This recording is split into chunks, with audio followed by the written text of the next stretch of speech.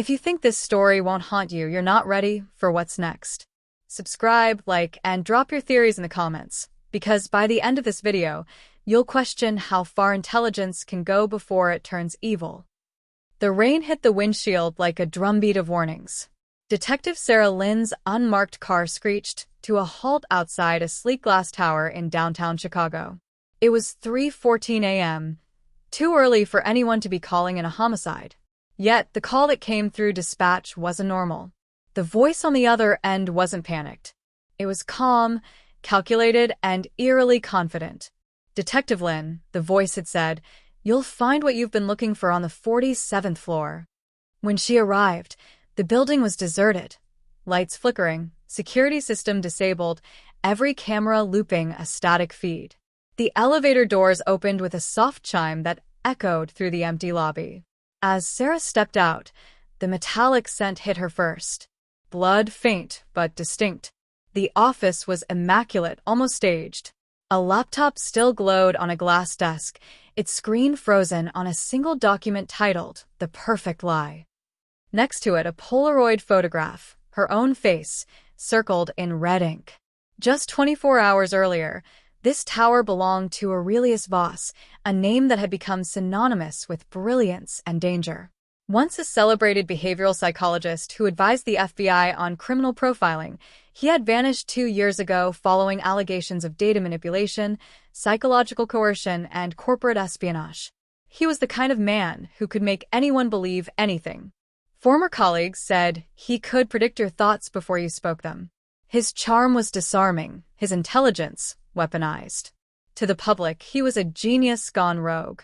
To the authorities, he was a ghost with a god complex. And now he had resurfaced. Sarah scanned the room. Every surface gleamed. No signs of struggle, no prints, no fibers. The only oddity, a half-empty glass of red wine and a chessboard frozen mid-game. The black king lay toppled, the white queen standing victorious. Then she noticed it, a faint red line running beneath the desk, leading toward the wall. She crouched, shining her flashlight. The carpet was slightly raised. Pulling it back revealed a hidden compartment, a steel briefcase embedded into the floor. Inside were dozens of files marked confidential, each containing psychological profiles of federal agents, judges, and corporate CEOs. Every page detailed vulnerabilities, fears, habits, even private family matters. It was a map of manipulation. And at the bottom of the stack, a note written in clean cursive. "The mind is the easiest prison to escape. AV." By dawn, the FBI had swarmed the building. Analysts traced the document timestamps. They'd been created and encrypted only hours earlier from a server located inside the Bureau's own network. Someone on the inside was helping him. As the sun rose over the city, Sarah met with Agent David Renner, head of the Bureau's Psychological Crimes Division. "This isn't about revenge," Renner muttered, scanning the files. "He's orchestrating something bigger, a test, maybe. He used to say control is an illusion until someone proves it isn't." Sarah felt a chill crawl up her spine. "You think he's manipulating the Bureau itself?" Renner didn't answer. He simply turned one of the files toward her. It was her own personnel record, annotated in red pen. Next to family, divorced, 1 child, age 8, were the words, "Emotional entry point." That afternoon, a message appeared on Sarah's phone from an unknown number. It was a video. She pressed play. Grainy footage showed a man sitting in a dimly lit room. Even through the distortion, the unmistakable calm of Aurelius Voss radiated through the lens. "Detective Lin," he began, voice smooth, deliberate. "You've spent your career chasing monsters. Tell me, what happens when the monster learns to chase you?" Behind him, on a whiteboard, were photographs, every agent assigned to his case, connected by red string like a spider's web. At the center of it all, Sarah's picture. The Bureau immediately tracked the signal to an abandoned psychiatric facility outside the city limits. Sarah, against orders, insisted on leading the team. The building loomed in silence as they entered, halls lined with peeling paint and broken light fixtures that hummed faintly like whispers. In one of the rooms, a projector clicked on automatically, displaying words across the cracked wall. Control test number 01. The investigator's mind. Suddenly, speakers hidden in the ceiling came alive. Voss's voice echoed through the corridors. You've come so far, Sarah. But this isn't an investigation anymore. It's an experiment. Every door in the hallway slammed shut at once. The team was locked in. Panic rippled through the agents. Then the lights began to flicker, one by one, until only the projector's pale glow remained. Sarah turned toward the wall, where the words were shifting, lines of code overlaying new phrases.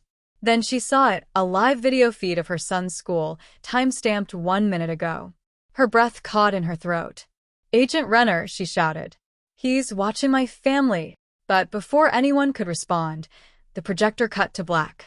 A final message flashed in bold, white letters. Chapter 1 complete.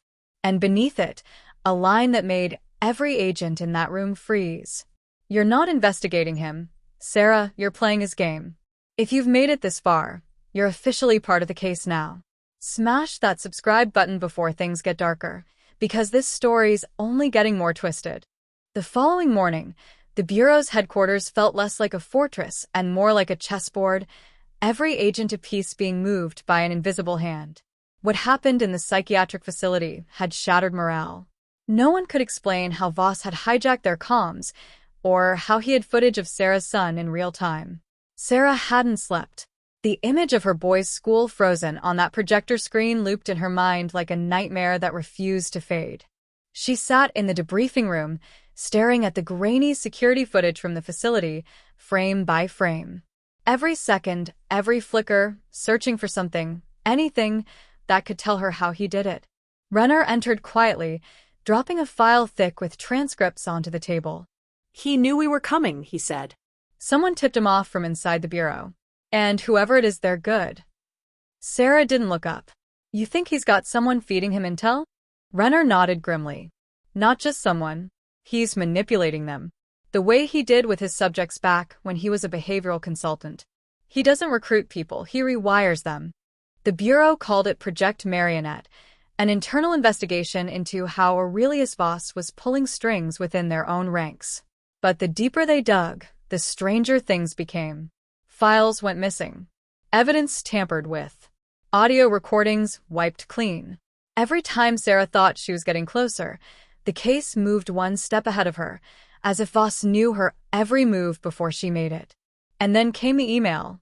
It arrived in her encrypted FBI inbox, subject line blank, sender unknown. Inside was a single sentence. "If you want your son safe, meet me where we first met." Her pulse raced. Where we first met. She scrolled through her memory, like a detective sorting evidence. Then it hit her, the university lecture hall. 15 years ago, before he was a fugitive, she'd attended one of his seminars on criminal cognition. That was where he'd first noticed her, when she questioned his theory that empathy was a liability in law enforcement. That night, Sarah drove to the old university. The campus was quiet, the air sharp with the scent of autumn leaves. The lecture hall stood dark, windows dusted with time. As she stepped inside, the heavy doors groaned shut behind her. On the podium, a small projector blinked to life. A video began to play, grainy, archival footage of a young Aurelius lecturing before a crowd. "Criminals don't fear punishment," he said in the recording. "They fear being understood, because true understanding leaves them exposed." Then the screen flickered, distorting the image. The younger Aurelius turned his gaze toward the camera, as if directly at her. "Sarah," his voice shifted, older now, real time. "Do you remember what you asked me that day?" Her breath hitched. "You asked if a mind could be broken without violence. You wanted to know how far the line could bend before it snaps." The projector cut off. The silence pressed in. Behind her, something clattered. A notebook, falling from a desk. She picked it up. Inside were pages of notes, written in her own handwriting. Only she'd never written them. Each page described her thoughts, habits, fears, perfectly. At the bottom of one page was a signature. AV. He hadn't just studied her. He'd predicted her. Back at headquarters, Renner was pacing. "We traced the email server." "It's internal," he said. "Someone inside sent it to you." Sarah dropped the notebook onto the table. Then he's here. Inside the Bureau's network, or worse, inside someone's mind. Runner froze. You're saying he's conditioning agents remotely? She nodded. Behavioral manipulation through patterns, through exposure. Every message, every video, he's rewiring us without contact.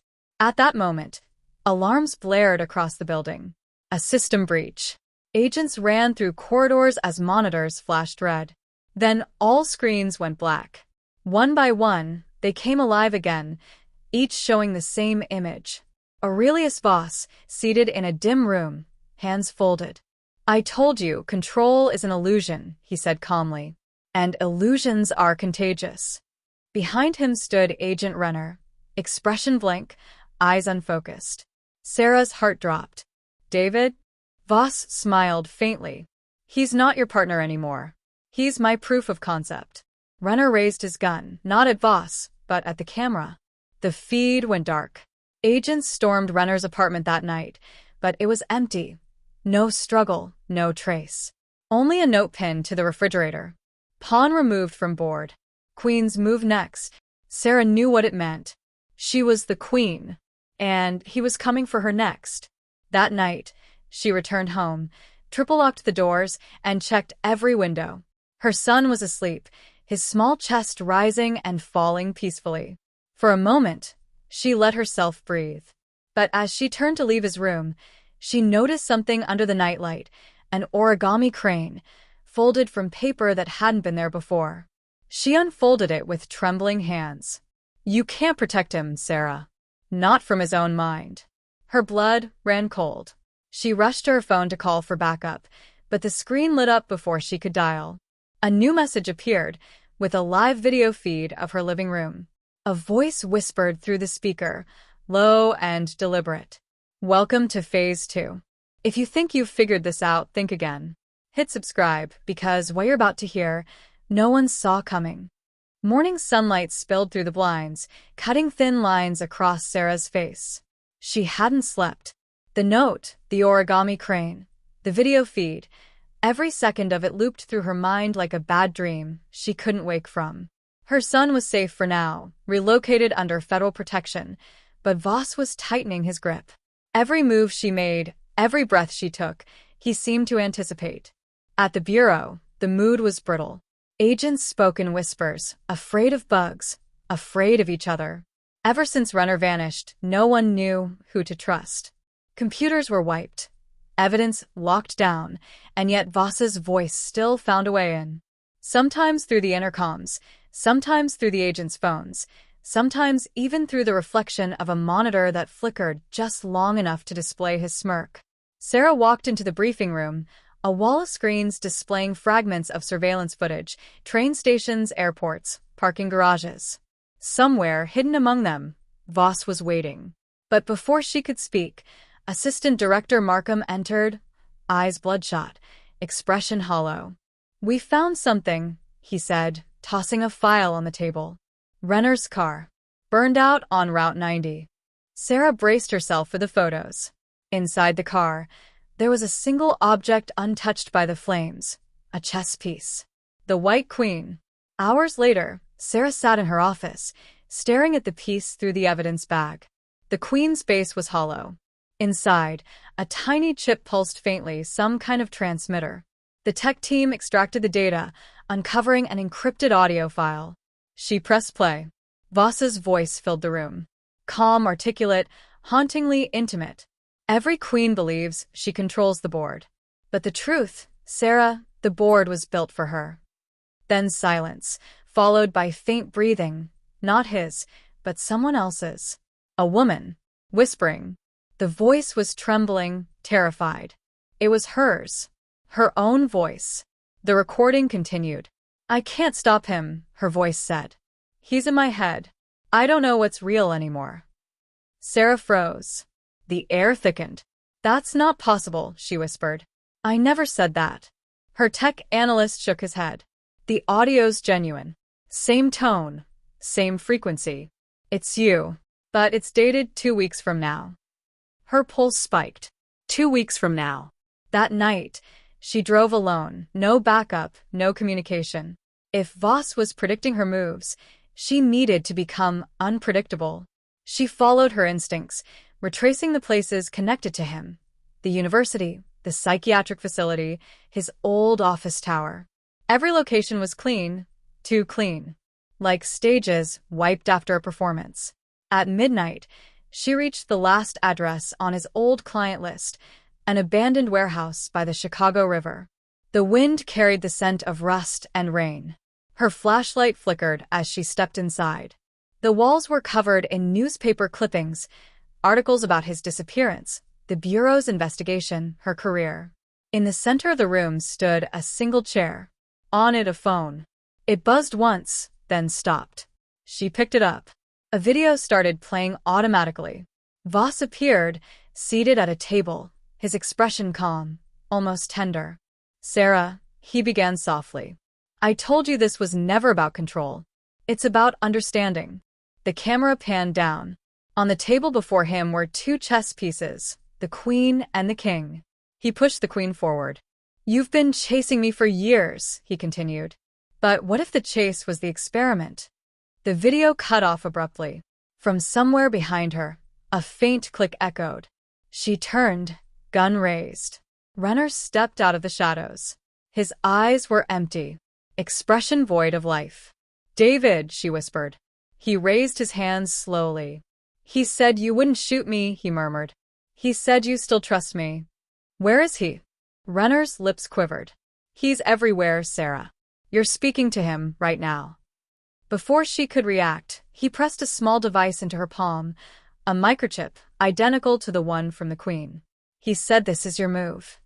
Then, before she could stop him, Renner stepped back, whispered "checkmate," and disappeared into the dark. Sarah returned to headquarters in silence. She placed the chip into the Bureau's secure server for analysis. But as soon as the system read it, every screen in the room lit up, one by one. Dozens of feeds appeared. Footage from interrogation rooms, training halls, agents' offices, all stitched together. Voss's face appeared across every monitor. "Congratulations, Detective Lin," he said. "You've completed the experiment." Sarah slammed her fist on the keyboard. "What experiment?" "The experiment," he said, smiling faintly, "was to prove that the illusion of control doesn't belong to the manipulator, but to the one who believes they're being manipulated." Her heart pounded. "You made me chase shadows." He nodded. "And you caught yourself." Suddenly, the monitors shifted, showing footage of her over the past weeks, entering rooms, speaking to colleagues, reviewing evidence. Every action she'd taken was recorded from angles that shouldn't exist. "You built the case," he said. "You placed the pieces. You gave me the access. You fed me the data." Her stomach twisted. "That's not true." Voss leaned forward, eyes burning with quiet intensity. "You're not the hunter, Sarah. You're the experiment's subject." The screens flickered again. Now they displayed one final line of text. Subject: Detective Sarah Lin. Phase 3 initiated. The power cut out. Darkness swallowed the room. When the lights came back on, the monitors were blank. The chip was gone. The Bureau's system logs erased. No sign of intrusion. No trace of Voss. Weeks later, the case was closed. Officially, Aurelius Voss, deceased unconfirmed. But Sarah never believed it. She took a leave of absence, moved to a quiet suburb, tried to rebuild her life. For a while it worked. Until one morning, as she poured her coffee, her son came into the kitchen holding something small in his hand. "Mom," he said innocently, "this was on my window." It was an origami crane, folded perfectly. Inside, a handwritten note. "Every mind has a door, Sarah. Thank you for leaving yours unlocked." Her hand trembled, the coffee spilling across the counter. Outside, across the street, a black car idled for a moment, then drove away slowly, its taillights fading into the fog. If you think this story was intense, you're not ready for the next one. Hit subscribe so you don't miss what's coming.